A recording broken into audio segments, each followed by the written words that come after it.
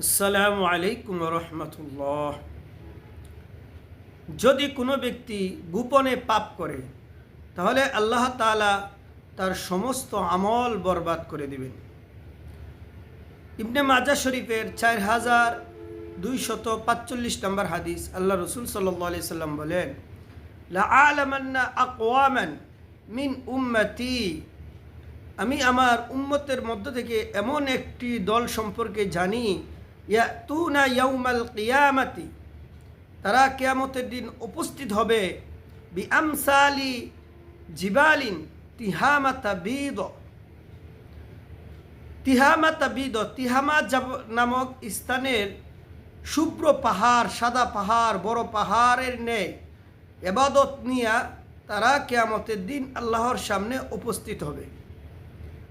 তখন আল্লাহ তাআলা ফায়াজআলু হাল্লাহু হাবাআম মানসুরা, তাদের সমস্ত আমলকে বিক্ষিপ্ত ধূলিকণার ন্যায় করে দিবেন। সাহাবায়ে কেরাম রাদিয়াল্লাহু তাআলা আনহুম আজমাইন আল্লাহ রসুলকে বললেন, ইয়া রাসূলুল্লাহ, তারা কারা? ওই সমস্ত লোক কারা? সিফহুম লানা ওয়া জাল্লিহিম লানা, তাদের সম্পর্কে আমাদেরকে বলেন।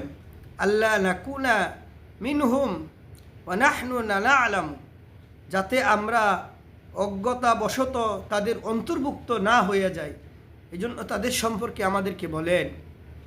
তখন আল্লাহ রসুল বললেন, ইন্নাহুম ইখওয়ানুকুম ওয়া মিন জিলদাতিকুম, তারা তোমাদের এই ভাই এবং তোমাদের এই ভাতৃগোষ্ঠীর। ইয়া খুজুনা মিনাল লাইল কামা তা খুজুনা, তোমরা যেরকম রাত্রে ইবাদত করো তারাও রাত্রি ইবাদত করে। ওয়ালাকিন্নাহুম আকওয়ামুন ইদা খলাউ বিমাহারিমিল্লাহি ইনতাহাকুহা, কিন্তু তারা এক কওম যারা কি করে, গোপনে আল্লাহ তাআলার হারামকৃত কাজে লিপ্ত হয়, অর্থাৎ গোপনে গুনাহ করে। এই সমস্ত লোকদের সমস্ত আমল আল্লাহ তাআলা বরবাদ করে দিবেন। আল্লাহ তাআলা আমাদেরকে এই সমস্ত লোক হওয়া থেকে বিরত থাকার তৌফিক দান করুক।